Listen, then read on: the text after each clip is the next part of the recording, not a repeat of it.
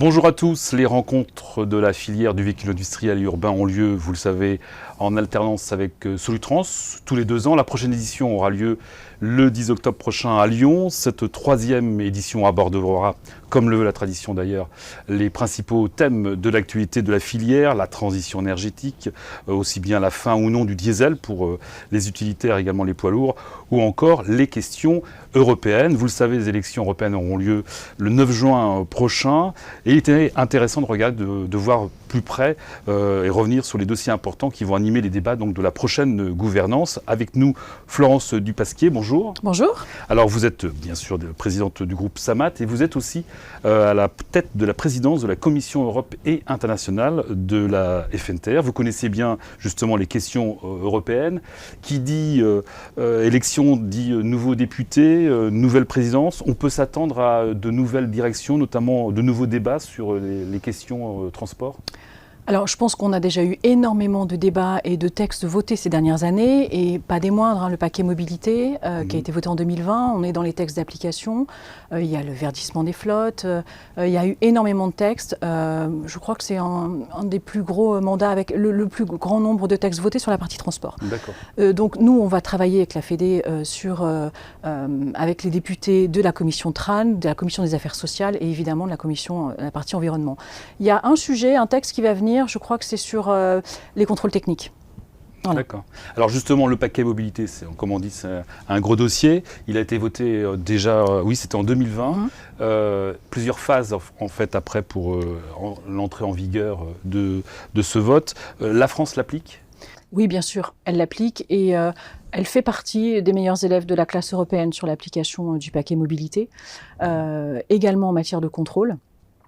Et là, je pense que le souhait, c'est de travailler effectivement sur une harmonisation des contrôles et de s'assurer que l'ensemble des pays de l'Union européenne régularisent et fassent ces contrôles et qu'il y ait une harmonisation des pratiques en la matière. Et il y a une coordination entre certains pays et certains services de contrôle qui travaillent ensemble. Je pense les Français et les Allemands travaillent ensemble. Et nous, on veut aider et pousser à ce qu'ils se rencontrent plus et qu'effectivement, si on peut y contribuer, qu'on soit moteur sur le sujet, on le fera. Alors on parle également du verdissement des flottes de camions, donc parmi ces mesures. Il n'y a pas une grande différence entre les objectifs très drastiques des objectifs CO2, réduction de CO2 pour les poids lourds, et la réalité pour les entreprises de transport? Les politiques prennent des objectifs ambitieux, ça fait partie de leur métier. Après, nous, on est des gens pragmatiques au niveau du transport. Donc aujourd'hui, malgré ces objectifs ambitieux, il y a quand même 96% des poids lourds qui fonctionnent encore au diesel. Et je pense qu'il y a encore beaucoup de contraintes et beaucoup de difficultés avant qu'on atteigne ces objectifs qui, en effet, sont ambitieux. Mais il y a aussi quand même une clause dans la directive sur les émissions de CO2 des poids lourds. Il y a une clause de révision en 2027. Donc peut-être que ces objectifs seront revus.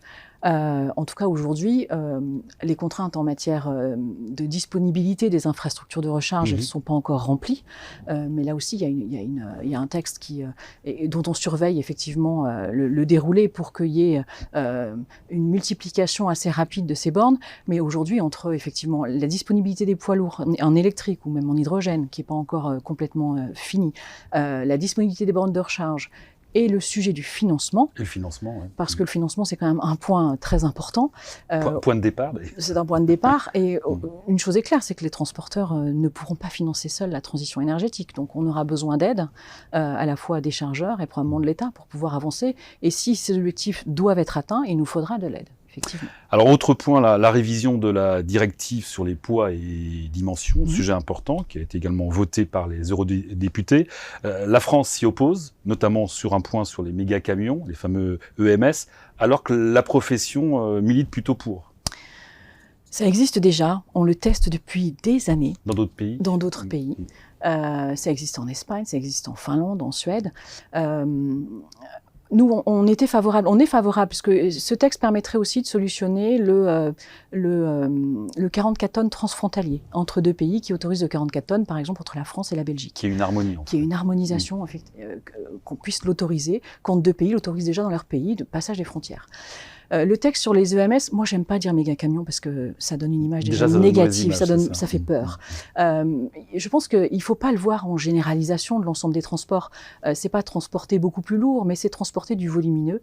Et finalement, ça permet de réduire le nombre de camions en circulation et donc de réduire les émissions de CO2 et peut-être aussi de régler un petit point sur l'attractivité ou sur la pénurie de conducteurs. Et pas l'attractivité, la pénurie des conducteurs, effectivement. Alors justement, vous avez fait l'enchaînement sur le prochain thème, donc la pénurie de conducteurs. On peut parler de fléau, parce que ça perdure quand même depuis quelques années. C'est un sujet à long terme qui revient. Alors ça dépend effectivement de la pression sur les volumes. Quand il y a moins de volume, il y a moins de pression sur la pénurie. Mais c'est un sujet de toute façon de long terme d'attractivité du métier. La population européenne, elle est vieillissante. Donc, et aujourd'hui, il y a de plus en plus de métiers en tension. Donc effectivement, l'ensemble des autres métiers qui sont en tension, ça vient concurrencer aussi et l'attractivité du métier. On y travaille beaucoup à la FNTR. On fait des campagnes de communication pour essayer d'attirer plus de jeunes sur le métier, sur la profession, et des femmes également, puisqu'elles sont en train de progresser dans les effectifs des conducteurs. Mais on est encore loin. Je veux dire, en Europe, on a une moyenne à 4% de conductrices. Aux États-Unis, ils sont à 9%, par exemple. Donc, on a encore une belle marge de progression sur le sujet. Et justement, alors, parmi les solutions, on parle du recours à de la main-d'œuvre des pays tiers, alors, qui reste quand même en France un sujet tabou. Vous employez, on peut le dire, des étrangers, des conducteurs étrangers. Des pays tiers de l'Union européenne. Ouais. C'est quoi, c'est 5%, c'est ça? C'est à peu près 5%.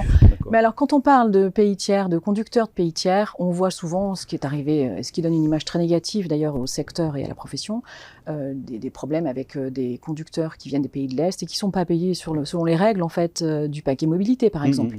Donc, le paquet mobilité doit aussi permettre d'augmenter l'attractivité du métier puisqu'ils défendent un peu les conditions de travail des conducteurs avec un repos régulier hors cabine, un retour des véhicules, etc. toutes les 4 semaines. Mais oui, chez Samat, on emploie à peu près 5% de conducteurs de pays tiers. Mais par exemple, ce sont en Espagne et au Portugal des Colombiens, des Brésiliens, donc tiers à l'Union européenne. Et en France, lié au contexte du pays, on a des Marocains, des Tunisiens, des Algériens, d'Haïtiens, enfin un peu tous les pays en fait. Il ne faut pas stigmatiser le sujet des conducteurs de pays tiers sur pays de l'Est ou plus loin. Exactement. Alors dernier point, Florence, la France prépare un projet d'une mesure qui est déjà appliquée dans les autres États membres de l'Europe, donc en Espagne par exemple et au Portugal, c'est l'interdiction de charger et de décharger. Les transporteurs français sont pour ou contre ? Il y a un débat là-dessus, je crois. Il y a peut-être un débat, mais pour la FNTR, il n'y a pas de débat. On est en faveur de cette interdiction-là. Pourquoi ? Parce que ça permet aussi d'alléger une partie de la charge de travail des conducteurs et puis de gérer aussi le sujet des conditions d'accueil chez le chargeur. Et ça permettrait, si c'est le chargeur qui doit faire le chargement et le déchargement, qu'il y ait quelqu'un qui soit là aussi, puisque c'est pas forcément toujours le cas en fonction des... Et puis d'enlever cette partie-là. Est-ce que c'est vraiment au conducteur d'assumer cette partie-là et d'en être responsable du coup, de leur image et du chargement. En fait. Oui, alors ça, de toute façon, il y a des exclusions dans la loi, même en Espagne. Exemple, les matières dangereuses, c'est exclu du sujet en fait. D'accord. Pour terminer, alors la FNTR publie justement son livre blanc. Son livre blanc justement pour les eurodéputés. C'est quoi? C'est les interpeller sur les principaux sujets? Oui, c'est à la fois un rappel. C'est un rappel de ce que représente le secteur en termes d'emploi, en termes de volumétrie. C'est un petit rappel justement des conditions. Piqûre de rappel. Piqûre de rappel, mais en même temps, tout le monde ne connaît pas les sujets de transport.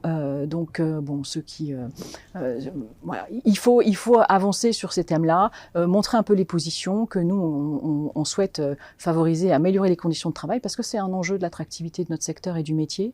Et puis, voilà, on se situe dans une Europe, c'est là où se votent les textes, donc c'est là où il faut qu'on soit présent.